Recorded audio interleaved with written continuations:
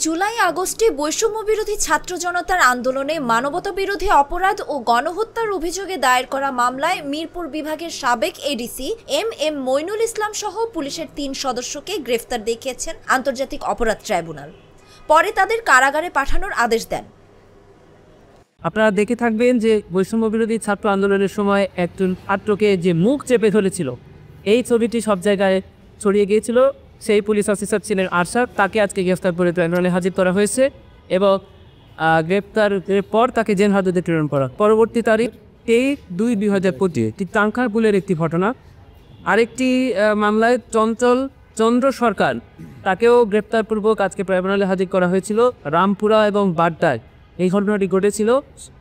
কার্নিশের সাথে ঝুলন্ত এক নিরীহ 18 বছর বয়স্ক ব্যক্তিকে বারবার গুলি করছিল, সেটাও আমরা দেখেছি। সেই বুড়িকারী ব্যক্তি চন্দ্র সরকার হাকি গ্রেপ্তার করে আজকে ট্রাইব্যুনালে হাজির করা হয়েছিল।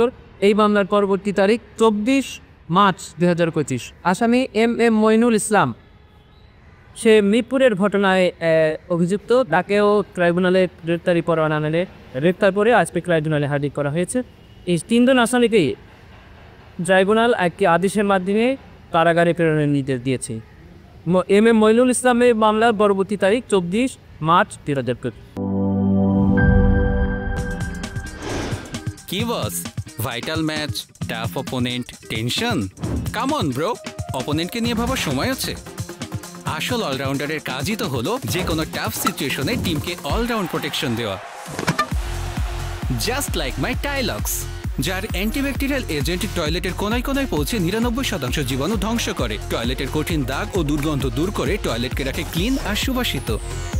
টাইলক্স টয়লেট ক্লিনার, ক্লিন মানেই টাইলক্স।